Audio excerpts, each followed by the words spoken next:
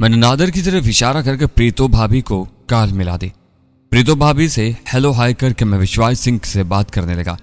रस्मी कलमात की अदायगी के बाद मैं मतलब की बात पर आया। शायद आज रात तुम्हारे यहाँ आना पड़े। वो खुशदिली से बोला, ऐसी खुशखबरी सुनने को बेताब था। खुशखबरी सुन ली है तो अब काम की बात भी सुन दो। क्या मनोज जोशी नामी किसी स्मगलर से वाकिफ हो? वो बगैर लम्हा जाया किए बोला, इसका नाम किसी तारुफ का मोहताज नहीं। मैंने कहा, मेरा ख्याल है उसका एक मतलूबा शख्स मेरे कब्जे में। क्या उसे तस्दीक करा सकते हो? विश्वास सिंह ने तसल्ली दी, अध पौन घंटा लग जाएगा। तुम बंदे का नाम बताओ, मैं पता करवा लेता हूँ। और ये भी बताओ उसके बदले क्या दरकार है। मैंने इंकिशाफ किया, नादर खान उर्फ नज्जू चक्करबाज नाम है गालिबन। क्या? विश्वास सिंह हैरान रह गया था। यह बलूंगड़ा तुम्हारे हाथ कैसे चढ़ा और इसे मनोज जोशी के हवाले क्यों कर रहे हो? मैंने जान छुड़ाना चाहिए, तफसील बताने का वक्त नहीं है। उसने इश्तियाक से पूछा, नज्जू है कहाँ? मेरे सामने बैठा है। विश्वास सिंह ने कहा, इसे फोन दो।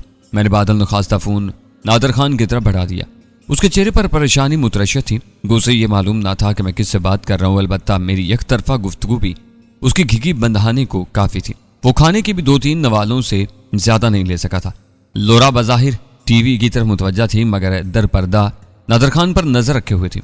नादर खान विश्वास सिंह की आवाज सुनते ही खुशी से हकलाया, उस्ताद जी, ये प्रणाम, सत श्री अकाल, पाए लागू, नमस्ते, आदाब। आपकी आवाज सुनने को कान तरस गए थे।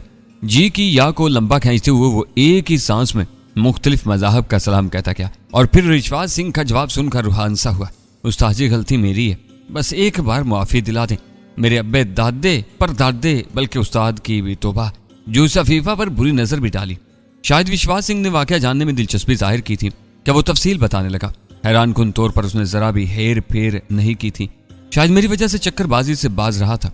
तफसील बताकर उसने विश्वास सिंह की बात सुनी और फिर मोबाइल फोन मेरी तरफ बढ़ा दिया। मैंने मोबाइल फोन कान से लगाया, जनाब विश्वास मुल तो यही हुआ राजा भाई, क्या मेरी सिफारिश कोई काम कर सकती है? मैं तंजिया लजम बोला, क्या इस काबिल है कि इसकी सिफारिश की जा सके? कंजर का मकरूज हूँ। धर्मदादा के अड्डे पर जब छापा पड़ा था तब इसी की वजह से मुझे फरार का मौका मिला। वैसे भी काफी दफा काम आया। अगर ज्यादा गुस्सा नहीं हो तो गुंजाइश कर दो, वरना मैं सिफारिश ही कर सकता हूँ। मैं मुतबस्सम हुआ, ये तो तुम्हारी गलत फहमी है कि तुम सिर्फ सिफारिश कर सकते हो। बहरहाल इसका क्या करूँ? विश्वास सिंह एतमाद से बोला, जाने दो और बेफिक्र रहो, ये तुम्हारी जगह के बारे में किसी को नहीं बताएगा। इसकी जिम्मेदारी मैं लेता हूँ, जैसे तुम्हारी मर्जी। कहकर मैंने अलविदाई कलमात कहे और राब्ता मुनक़ता कर दिया। लोरा भुनाते हुए बोली, अब मुझे भी बता दो कि क्या चल रहा है। मैंने मुख्तसरन कहा, विश्वास सिंह इसे छोड़ने की सिफारिश कर रहा है। लोरा बरहम हुई, मैं इसे सजा दे बगैर नहीं बख्शने वाली।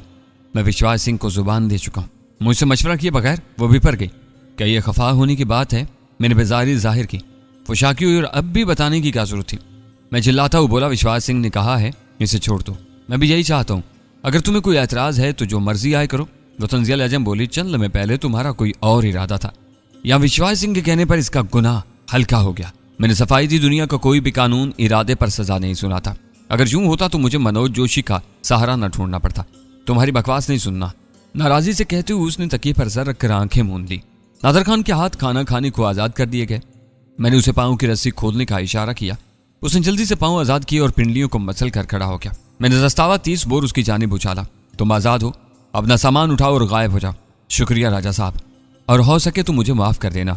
पस्तौल पकड़ के उसने जेब में डाला, तपाई पर रखा बटुआ उठाया और एक अलमारी से छोटा सा बैग निकाल कर बाहर निकल गया। को विश्वास सिंह की यकीन दहानी के बावजूद मुझे नादर खान को अपना काम पूरा होने से पहले छोड़ना मुनासिब नहीं लग रहा था, लेकिन मजबूरन कड़वा घूंट लेना पड़ा। कभी कभार दोस्तों की खातिर ऐसे खतरे मोल लेना पड़ते हैं। नादर खान के रुखसत होते ही मैं डॉक्टर सुजाता को कॉल करने लगा। पहली घंटी पर उसने कॉल वसूल कर ली थी। वह सख्त शर्मिंदा थी, बार बार मुआजरत चाह रही थी। मैंने खुशगवार मूड में उसे तसल्ली दी और मसला हल होने का बताकर राब्ता मुनक़ता कर दिया। खामखा उसे ज़हनी अजियत और खुद साख्ता गुनाह में मुब्तला रखना कहाँ का इंसाफ था। अगर हम उसके मोहसिन थे तो उसने भी हमारे लिए खतरा मोल लिया था और मुझे तो एक बार पुलिस से भी बचाया था। लोरा घंटा अध घंटा लेटने के बाद उठ गई थी। नादर खान का जिक्र छेड़े बगैर वो खिड़की के करीब पहुंची और फिर SR1 का बैग खोलकर राइफल छोड़ने लगी। मैं भी उठकर उसके करीब पहुंच गया। हम हदफ से बुलंदी पर थे, इसलिए बराह रास्त रेंज के बजाय उसकी रेंज का फार्मूला लगना था। हम दोनों ने अलहदा-अलहदा हिसाब किया था ताकि गलती की गुंजाइश न रहे। दोनों की फरमाइश एक जैसी निकलने पर हमें इत्मीनान हुआ था। वह हमारे लिए नया काम न था, लेकिन शुक्ला का कत्ल इतना पुरजोश करने वाला था कि हम कोई गलती नहीं करना चाहते थे। दोपहर को हमें शुक्ला की कोठी में चहल पहल नजर आने लगी। परमा के मिल जाने के बाद भी तकरीब मुलतवी नहीं हुई थी, जिसका साफ मतलब यही था कि सच में उसके पोते की सालगिरह थी। इसके अलावा लोरा की इख्तितामी गुफ्तगू ने भी उसे भटकाया था। असल रेंज 2080 मीटर थी, जो उसकी फर्क निकालकर 1955 मीटर बन रही थी। तुम्हें यकीन है कर लोगे? लोरा के लहजे में उलझन बिनहा थी। मैं एतमाद से बोला, मैं इससे ज्यादा फासले पर भी पार कर चुका हूं। पता है, जब तुम हमारे मुखालिफ आए थे, मैं और निक बज़ाहिर तुम्हें कोई अहमियत देने पर तैयार न थे, मगर दिल में डरते थे। तब तुम नाकाबिले शिकस्त लगते थे, और अब मेरी जानिब हो तो तशवीश हो रही है। एक कहावत है कि घर की मुर्गी दाल बराबर। वो मुंह बनाते हुए बोली, कोई इंसानों वाली बात बोलो। इंसानों वाली बात ही कर रहा हूं। अब सामने ही इंसान ना हो तो मेरा क्या कसूर? अब मतलब भी समझाओगे या इसके लिए पाकिस्तान जाकर सारी जुबानें सीखना पड़ेंगी? मैंने वजाहत की, मतलब अपनी मुर्गी चाहे जितनी भी लजीज हो, वो दाल के बराबर ही नजर आती है। उर्फी आम में घर की मुर्गी दाल बराबर। वो फिक्रमंदी से बोली, रिजा, ये मूजी बच गया तो फिर मुश्किल ही से हाथ आएगा। मैं आज ही इसका कांटा निकाल देना चाहती हूँ, ताकि वापस जाकर बकिया जिंदगी सुकून से गुजार सकूं। डेविड के साथ बड़े लंबे प्रोग्राम सोचे हुए। मैं हंसा, तुमने परमा की अगवा तक मेरे साथ रहने का भी वादा किया। वो खलूस से बोली, तुम्हारे साथ तब तक रहूंगी जब तक तुम खुद नहीं कह देते कि मेरी जान छोड़ो। मैं हंसा, अगर ऐसा है तो सुबह तुम्हें अलविदा कर दूंगा। उसने आंखें निकाली, इतने तंग आयो? जितना तुम सोच रही हो उससे कहीं ज्यादा। वो तंजिया लहजम बोली, पलवैशा खान याद आ रही होगी ना? मैंने हकीकत उगली, वो भूली कब है जो याद आएगी।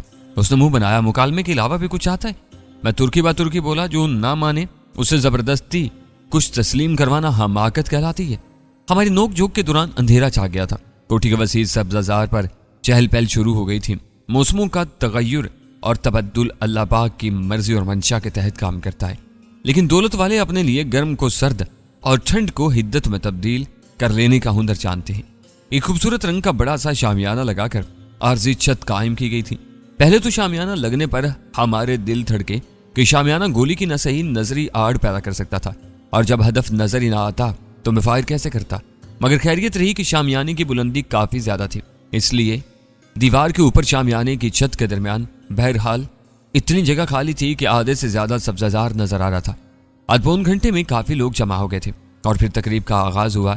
इतने फासले से बिल्कुल वाज़ेह तो नजर नहीं आ रहा था, अलबत्ता वो हमारा देखा भाला था, इसलिए पहचानना इतना मुश्किल भी साबित नहीं हुआ। सूखा सड़ा ऊंचा लंबा कद उसकी पहचान को आसान बना रहा था। पंडाल बुकाए नूर बना हुआ था, रंग बिरंगे आंचल लहराते नजर आ रहे थे। फिर शायद केक काटा जा रहा था कि तमाम एक बड़ी सी मेज के गिर्द खड़े हो गए थे। लोरा सपाटर साइट आंखों सलगाते हुए बोले, मुझे नहीं लगता हम कामयाब हो पाएंगे। शुक्ला झमगट्टे के अंदर था। अगर वहां मैं उसे कामयाबी से निशाना बना भी लेता, तब भी गोली उसके सर से गुजर कर पीछे खड़े हुए किसी बेगुनाह को निशाना बना सकती थी। इस वजह से मुझे लोरा से इत्तेफाक करते ही बनी। केक कटने के बाद लोग खाने में मशगूल हो गए। चंद आदमी सोफों पर बैठ गए थे, जिनमें शुक्ला भी शामिल था। तमाम के रुख हमारी ही जानिब थे। वह वक्त बिल्कुल मुनासिब था। बस हमें लोगों की एहतियात रखना थी जो दाएं बाएं घूम रहे थे, क्योंकि इतने तवील फासले पर फायर करने से गोली को रास्ता तय करने में करीबन 2.5-3 सेकंड लगते हैं, और 3 सेकंड के वक्फे को इतना मामूली भी नहीं समझा जा सकता। कोई भी उजलत पसंद सामने आकर उसकी जान बचा सकता था, या खुद पहलू तब्दील करके वो कारीवार को बेकार कर सकता था। क्या ख्याल है? मैं लोरा की राय मांगी। ज्यादा फासला मुझे तकलीफ दे रहा है, वरना हदफ तो सनाइपर की पसंदीदा हालत में आ गया है। उसने साफ गोई से अंदेशा बयान किया। मैंने असर का बट दाएं कंधे में पंसाते हुए बट पर गाल टेका, बाई आंख बंद की, दाई आंख को आई क्लास से मखसूस फासले पर रखकर टेलीस्कोप के करास को शुक्ला के चेहरे पर शस्त किया और लोरा को बोला, आखिरी बार एलिवेशन और डिफ्लेक्शन नाप का जायजा ले लो। सब कुछ ठीक है, लेकिन 1 मिनट रुको, मैंने शुक्ला से बात करना है। उसने मोबाइल फोन निकालकर शुक्ला का नंबर डायल किया और मोबाइल फोन कान से लगा लिया। शुक्ला ने मोबाइल फोन निकालकर स्क्रीन पर निगाह उड़ाई और फिर मोबाइल फोन कान से लगा लिया। हेलो। उसकी मनहूस आवाज मेरी समातों तक भी पहुंची कि लोरा ने स्पीकर ऑन कर दिया था। गो शुक्ला जैसे बड़े आदमी अनजान नंबर से कॉल नहीं उठाते, मगर मैं और लोरा चूंकि मुसलसल उसे अनजान नंबरों से कॉल कर रहे थे, इसलिए उसे कॉल वसूल करना पड़ रही थी। लोरा बगैर तमहीद के मतलब की बात पर आई। शुक्ला, जानती हूँ मैं रकम वसूल होने के बाद भी इंडिया में क्यों रुकी हूँ? वो गलीज अंदाज में बोला, यकीनन धीरेन्द्र शुक्ला की कुर्बत की चाह तुम्हारे पाँव की बेड़ी बनी होगी। वो नफरत से बोली, नहीं, बल्कि मैं तुम्हारे गंदे वजूद से धरती का सीना पाक करना चाहती थी। अलविदा सुवर, तुमने लाइल्मी में गलत लड़की से पंगा ले लिया था। लोरा का अलविदा सुनते ही मैंने लबलबी दबा दी थी, क्योंकि मैंने ही चाहता था लोरा की बात मुकम्मल होती हुए बढ़ाकर उठने की कोशिश करे। अच्छा भौंक लेती हो, मगर ये आखिरी अल्फाज थे जो उसके मकरू होंठों से अता हुए। उसके बाद SR-1 की गोली ने उसे मौका नहीं दिया था। ताकतवर गोली ने पीछे धक्का दिया। सोफे की टेक से टकरा कर वो भड़कने लगा। स्पीकर से एक निस्वानी चीख बरामद हुई शुक्ला के मोबाइल को गुजन नहीं पहुंची थी और राब्ता नहीं टूटा था। उसके बाद हड़बोंग मच गई थी। औरतों और बच्चों की चीखों पुकार ज्यादा वाज़ेह थी। ऐसे मौकों पर औरतें ज्यादा ही डर जाती है। लोरा ने मेरे कंधे पर हाथ रखकर मुझे लेटे लेटे भींचा। यार तुम लाजवाब हो, ना चाहते हुए भी तुम्हारी तारीफ करना पड़ जाती है। बेशक SS का लक़ब तुम्हारे साथ जचता है। वो SS का मतलब शार्प शूटर समझती थी। मैं शरारती लहजे में बोला, खाली तारीफ पर न रखाओ। उसने मोबाइल फोन खिड़की से बाहर उछाला और RS1 को खोलते हुए बोली, अगर तुम्हें बकवास की आदत न होती तो बहुत कीमती आदमी थे। और अब जल्दी करो, यहाँ ज्यादा देर नहीं ठहर सकते। वाकई बहस व तकरार और गपशप का वक्त नहीं था। मैं भी उसका हाथ बटाने लगा। अगले 2-3 मिनट में हम कमरे से बाहर निकल रहे थे। लिफ्ट के जरिए हम नीचे पहुंचे। होटल का हाल लोगों से खचाखच भरा हुआ था। हम इत्मीनान से चलते हुए हाल और फिर होटल से निकल आए। SR1 का बैग डिग्गी में डालकर मैंने ड्राइविंग सीट संभाली और सड़क पर आ गया। जितना जल्दी दूर निकल जाते बेहतर होता। विश्वास सिंह की हवेली मुंबई के मुजाफात में थी और जितना जल्दी वहां पहुंच जाते मुनासिब रहता। सड़कों पर ट्रैफिक का अज़दहम दिन की तरह ही था। 7 साढ़े 7 बजे का वक्त ऐसा नहीं होता कि सड़कें खाली हो जाती। मेरी कोशिश जल्द अज जल्द विश्वास सिंह के पास पहुंचने की थी। शुक्ला की मौत खबर एजेंसियों और पुलिस महकमे तक लम्हों में पहुंचना थी। शुक्ला को जिस नंबर से आखिरी कॉल की गई थी उसकी लोकेशन तलाश करना चंदा दुश्वार न था। पुलिस और एजेंसियों ने हद्दुल वसे तेजी से इस इलाके को घेरना था। हमें घेराव से पहले वहां से गायब होना था। मुजरिम तकमील जुर्म के बाद पूरी कोशिश से जाए हादसा से दूर भागते हैं, लेकिन तफ्तीश करने वाले हादसा के मकाम के गिर्द ही चकराते रहते हैं। और उसकी बुनियादी वजह यही होती है कि तफ्तीशी पार्टियों को सुराग वगैरह जाए हादसा ही से मिलता है। पहले पुलिस नाके पर हमें किसी खास मुश्किल का सामना न करना पड़ा, लेकिन दूसरे नाके पर गाड़ियों की कतार को देखकर मुझे परेशानी हुई थी। जब तक मैं मुड़ने का फैसला करता मेरे अक्कम में एक कार आकर रुकी थी। दौरान तशवीश साहिर की तफसीली चेकिंग हो रही है। मैंने कहा अभी उतर कर भागे तो मुसीबत में पड़ जाएंगे, और मैं स्नाइपर राइफलों से भी दस्तबरदार नहीं होना चाहता। दौरा का अंदेशा कम नहीं हुआ था। डिग्गी खुलवा कर देख रहे हैं। मैंने तसल्ली दी, उम्मीद है संभाल लूंगा, नहीं तो भागना पड़ेगा। 4-5 पुलिस वालों को संभालना इतना मुश्किल नहीं होगा। हमारे सामने करीबन 10-12 कारें थी। इनके बाद हमारा नंबर था। बैरियर के साथ 2 जवान खड़े थे।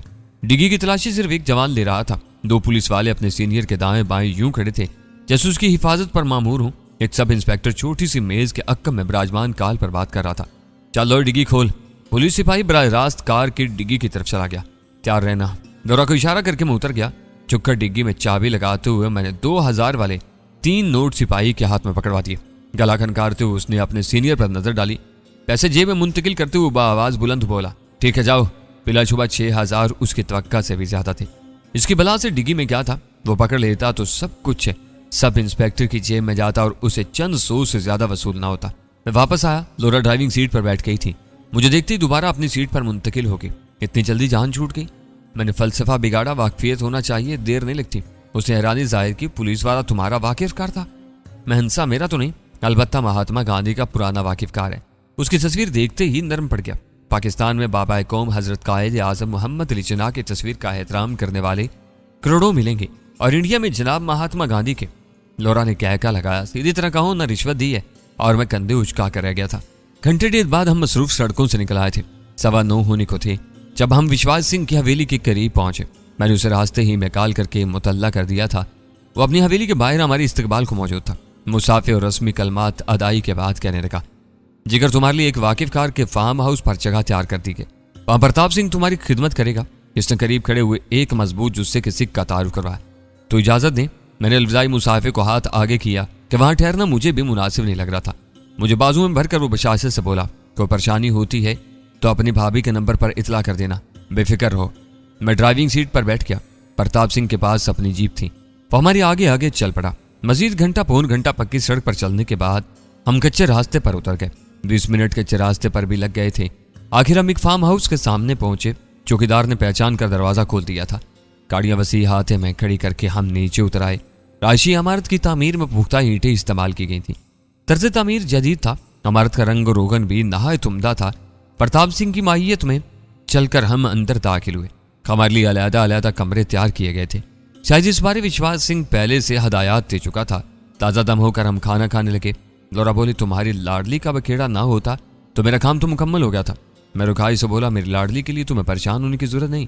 वो सजाई अंदाज में बोली, इसके बारे तो जरा सी बात बर्दाश्त नहीं होती बेचारे रीजा से। मैं उसकी राय मालूम करने को बोला, क्या लगता है सच में परमा का अगवा ही मेरा मिशन है? वो खुशगवार बेयकीनी से बोली, सच बताओ, मजाक मत करो। उसके मुसरत ने मुझे अचंभे में डाल दिया था। लगा वो इंडिया से निकलने को बेचैन है, लेकिन मुझसे परमा के अगवा तक रुकने का वादा उसके पांव की जंजीर बना था। बिलाशुबा वो कीमती और अहम साथी थी, मगर उसकी दिली खुशी के बगैर उसे रुकने पर मजबूर करना मुनासिब न था। हमारा साथ अपना अपना मतलब पूरा करने को था। मैंने उसे कैद से छुड़ाने को जोर लगाया था, तो सिर्फ इसलिए कि वो मेरे साथ मिलकर काम कर सके। अब उसका मकसद पूरा हो चुका था। जज्बाती दोस्त जमा कर उसे रोकना यकीनन मुनासिब न था। अगर कहता कि मैं परमा को अकेले अगवा कर लूंगा तो वो कभी वापस जाने को राजी ना होती। इतना अरसा इकट्ठे गुजार कर अब कम अज कम मैं ये दावा जरूर कर सकता था कि लोरा की फितरत को गहराई तक जानता हूँ। वो न सिर्फ मेरी ममनून और एहसानमंद थी, बल्कि खास किस्म का लगाव भी रखती थी। इस पसंदीदगी में मर्द औरत के माबैन रिश्ते जैसा कुछ न था। यह ताल्लुक तो ऐसा था जैसा करीबी दोस्तों में होता है।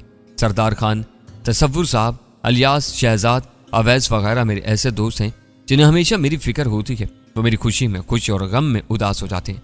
अब इनमें लोरा का इजाफा हो गया था। मैं भी लोरा के बारे ऐसे ही जज्बात महसूस करता था। कभी उसे छूकर ऐसा कुछ महसूस नहीं हुआ था जो एक जवान और पुरकशिश लड़की के लम्स से महसूस होता है। वो मेरे जज्बात और एहसास से इसी तरह आगाह थी जैसे मैं उसके बारे जानता था। मैंने उसकी गलत फहमी बरकरार रखी। जानती हूँ, जासूस कभी अपने मकसद की खबर किसी को नहीं लगने देता। उसने नाराज होने को पर तोले, कोई एतराफ कर रहे हो कि तुमने बहुत कुछ छुपाया है। मैंने गोलमोल अंदाज में कहा, अगर तुम दुश्मन के हाथ लग जाती तो क्या मेरा राज रख पाती? याद है ना जल्लादों ने मेरी क्या दुर्गत बनाई थी? और तुम तो औरत हो, इनके सामने घंटा भर भी ना ठहर पाती। वो तिलमिलाई, यार मुझे गुस्सा दिला रहे हो। हकीकत से नजरें चुराने वाले अहमक होते हैं। हमारे मिलाप की वजह फकत इतनी थी कि दुश्मन का दुश्मन दोस्त होता है, और बस। वरना लोरा ब्राउन की मुश्किलात मेरे लिए क्या माने रखती थी, और राजा जीशान हैदर के मसाइल तुम्हारे लिए क्यों अहम होते? मुलामत भरी नजरों से मुझे घूरते उसने चावलों का भरा चम्मच प्लेट मेरी तरफ फेंका। ठीक कह रहे हो, कहते हुए कुर्सी खिसका कर उठी और अपने कमरे की तरफ बढ़ी। मुझे हल्की सी नदामत हुई। बिलाशुबा मैंने तल्ख बातें की थी, मगर उसे वापस जाने पर मजबूर करने को उसके अलावा चारा भी नहीं था। उसके जाने का अंदाज ऐसा था गोया मैं खिलखिला कर उसे आवाज दूंगा कि क्या है यार लोरा, मजाक भी बर्दाश्त नहीं कर सकती हो। मगर मैं खामोशी से खाना खाता रहा। उसे बाद में भी हकीकत बतलाई जा सकती थी। इसका ईमेल एड्रेस मुझे याद था। वैसे भी हमारे दरमियान कोई ऐसे लतीफ जज्बात नहीं पाए जाते थे कि उसे मेरी बेरुखी ज्यादा तकलीफ से महसूस होती। खाना खाकर मैं ख्वाबगाह में आ गया। अब मुझे परमा के अगवा का मंसूबा दोबारा से सोचना था। पहले वाली तरकीब बरोकार लाना वैसे भी मुमकिन नहीं रहा था, मगर इस हकीकत को भी नहीं जुटला जा सकता था कि शुक्ला बाकी नहीं रहा था। अब अपने मामू वग्नेश शुक्ला के लिए वो कितने आम थी और वो उसके लिए किस हद तक जा सकता था, इस बारे मालूम होने के बाद ही अगला कदम उठाया जा सकता था। बिस्तर पर लेटते हुए मैंने टीवी चलाया और खबरों का चैनल लगा लिया। सियासी मुज़ाकरा शुरू था। स्क्रीन के नीचे खबरों की पट्टियां चल रही थी, मगर वो हिंदी रस्मुल खत में जाहिर हो रही थी, इसलिए मेरे सर पर से गुजर गई। एक दो और चैनल पर जनरल रिटायर्ड धर्मेंद्र शुक्ला के कत्ल के मुतालिक खबरें थी। उसे गोली लगने वाली तस्वीर तो शाया नहीं की जा रही थी, अलबत्ता यह बताया जा रहा था कि गोली उसके मुंह में घुसकर बाहर निकली थी। आखिरी तकरीब की हल्की सी वीडियो झलक भी दिखाई गई, जिसमें वो पोते के हाथ से केक का टुकड़ा खा रहा था। परमा उसके दाएं बाएं नजर नहीं आ रही थी। कत्ल का जिम्मेदार बगैर किसी तहकीक और तफ्तीश के पाकिस्तानी दहशतगर्द के सर मुंडा जा रहा था। गो वो हकीकत बयान कर रहे थे, मगर इस बयान के पीछे मुसद्दिका इतलात या तस्दीकी तफ्तीश के बजाय वह पुराना अनाथ और पाकिस्तान दुश्मनी कार फरमा थी जो उनके खून में शामिल थी। कत्ल की असल वजह उनके फरिश्तों को भी मालूम न थी। कत्ल की कड़ियां कश्मीर के महाज से मिलाई जा रही थी। शुक्ला के भारतीय सरकार के लिए अंजाम देने वाले कारनामों का जिक्र करके उसके कातिल को कैफरे किरदार तक पहुंचाने के बुलंदोबांग दावे दोहराए जा रहे थे। मुख्तलिफ चैनलों पर उसी से मिलती जुलती तफसील दोहराई जा रही थी। LED बंद करके मैं सोने की कोशिश करने का। नाश्ता मैंने अपने कमरे ही में किया था। उसके बाद मैं कमरे से नहीं निकला और टीवी देखने में मशगूल हो गया। पुलिस का जगह जगह छापे मारना जारी था। खबरों की मुसलसल तकरार से तंग आकर मैं दस्तावेजी फिल्म देखने लगा। नाश्ता देर से करने की वजह से मुझे दोपहर को कोई खास भूख महसूस नहीं हो रही थी। मैंने बावर्ची को काफी के साथ कुछ हल्का फुल्का तैयार करने का कहा। थोड़ी देर बाद वो बर्गर बना कर ले आया। बर्गर उठाते हुए मैंने पूछा, मादाम ने खाना खा लिया? बावर्ची बोला, उन्होंने थोड़ी ही देर पहले नाश्ता किया। मैं उस बात में सर हिलाते हुए बर्गर खाने की तरफ मुतवज्जा हो गया। कॉफी पीकर मैं लोरा के कमरे की तरफ बढ़ गया। दरवाजा खटखटाने पर उसकी मुतरन्नम यस सुनाई थी। मैं अंदर गया। वो कंबल में घुसी थी। मुझे देखकर उसके चेहरे पर कोई खास तासुर नहीं उभरा था। संजीदा और बेताल्लुक चेहरा लिए वो छत को घूरने लगी। तबीयत तो ठीक है मादाम? मैं कुर्सी घसीट कर बेड के साथ बैठ गया। किसी अजनबी के पास बैठते हुए उसकी मर्जी पूछ लेना इखलाकियात के जुमरे में आता है। मैं बेनियाजी से बोला, खैर इतने अजनबी भी नहीं है कि हाल अहवाल पूछने को इजाजत की जरूरत पड़े। वो बरहम हुई। बेहतर तो यही होगा कि फौरन से पहले यहाँ से दफा हो जाओ। मैं इत्मीनान से बोला, ये मेरे दोस्त का घर है, गोया तुम्हारे लिए मेरी हैसियत मेजबान की सी है, और मेजबान पर यूं हुक्म जमाना असूल ही के नहीं अकल के भी मुनाफी है। तो मैं जा रही हूँ, वो बिफरते हुए उठी और जूते पहनने लगी। मैंने झपट कर जूते पकड़े और कमरे के कोने की तरफ उछाल दिए। तो आराम से लेटो, एक ऑफिसर होकर बचकाना हरकतों से गुरेज करो। वल के बल चीखी, दफा हो जाओ यहाँ से। मैं बेपरवाही से बोला, नहीं चाहता और ना तुम्हें जाने दूंगा। उसने धमकाया, मजबूर ना करो कि तुम पर हाथ उठा लूं, कोशिश करके देख लो। खटिया इंसान बिस्तर पर लेटकर उसने सर पर कंबल ले लिया था। मैं तुर्की बातुर्की बोला, है मैं कप्तान। वो खामोश लेटी रही। लम्हा भर इंतजार के बाद मैं बोला, अच्छा जाने के बारे क्या सोचा है? तुम्हारा असल पासपोर्ट तो गुम हो गया है। छोटा सा वक्फा देकर मैं बोला, अगर अपने सफारतखाने से रब्ता कर लो तो कैसा रहेगा? वो खामोश लेटी रही। मैंने गुफ्तगू जारी रखी, लेकिन इंडिया सरकार के पास तुम्हारे बारे काफी सबूत मौजूद हैं। इसी गड़बड़ की गुंजाइश मौजूद है, तो बेहतर होगा तुम हुलिया तब्दील करके इंडियन पासपोर्ट बनवाओ और बरतानिया जाकर नया पासपोर्ट बनवा कर डेविड के पास चली जाना। कैसा है? मैंने तस्दीक चाहिए। आखिर तुम दफा क्यों नहीं हो जाते? कंबल उतारते हुए रूहानसा होकर उठ बैठी। मैंने कुर्सी छोड़कर बेड पर उसके सामने निश्चित संभाली और उसका हाथ पकड़ते हुए नरमी से बोला, दोस्त से यूं कोई बदतमीजी करता है? वल के बल चीखी, तुम नहीं हो मेरे दोस्त। अगर सोच रही हो मैं गुज़िश्ता रात के रवैये पर मुआज़रत कहूंगा तो तुम्हें मायूसी होगी। तुम्हें अहमियत देती है मेरी जूठी। आखिर तुम्हें मसला क्या है? मैं इत्मीनान से बोला, बिल्कुल ठीक ठाक हूँ। तुम्हें कोई गलत फहमी हुई है? वो तंजिया अंदाज में बोली, तुम हो ना शहजादा चार्ल्स, क्या मुझे गलत फहमी होगी? मैं बरजस्ता बोला, इस बंदर के साथ तुम मेरी शक्ल ना मिलाओ यार, इतना भी बदसूरत नहीं हूँ। मुझे सच जानना है। मैं हकीकत को गोल मोल करता हुआ बोला, सच ये है कि तुम्हारी वजह से मेरी मुश्किलात में इजाफा हो रहा है। तुम मकामी लोगों में घुल मिल नहीं सकती और आसानी से पहचानी जाती हो। मेरे खुफिया मददगार और धर्मदाता के कारिंदे मुझे काफ़ी हैं। शुक्ला की मौत के बाद परमा का अगवा इतना बड़ा मसला नहीं है कि तुम्हें ख्वाह मुखार रोक कर एहसान दूं। इसलिए जितना जल्दी हो सके तुम यहाँ से दफा हो जाओ।